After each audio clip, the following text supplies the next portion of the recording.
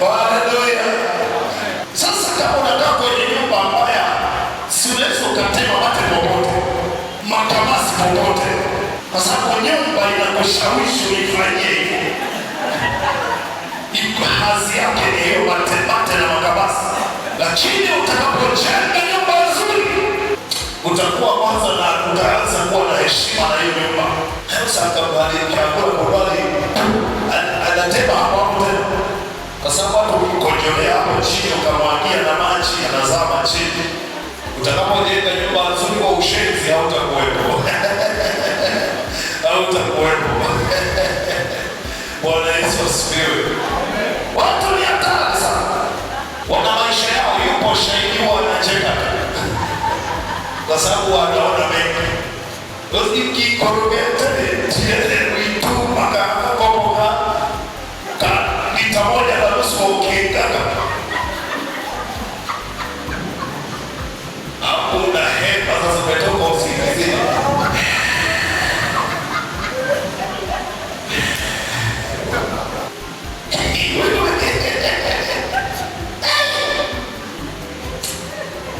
alafu yuko shahidi anakuangalia.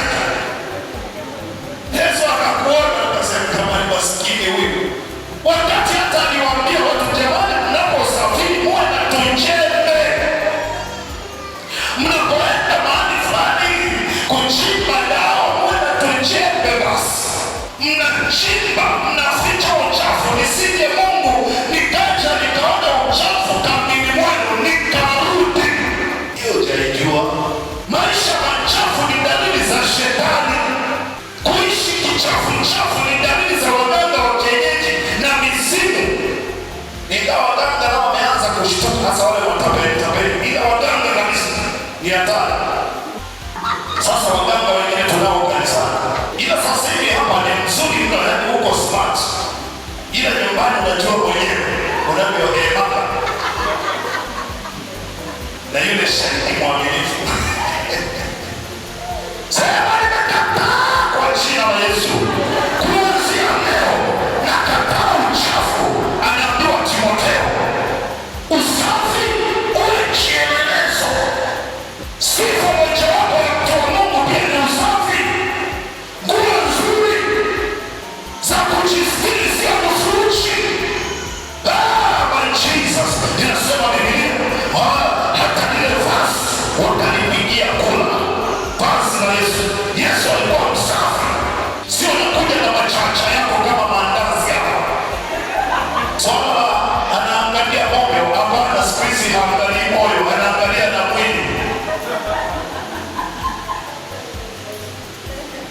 Sisi anaangalia na mwili, kwa sababu ukiwa vizuri nje pia unahubiri.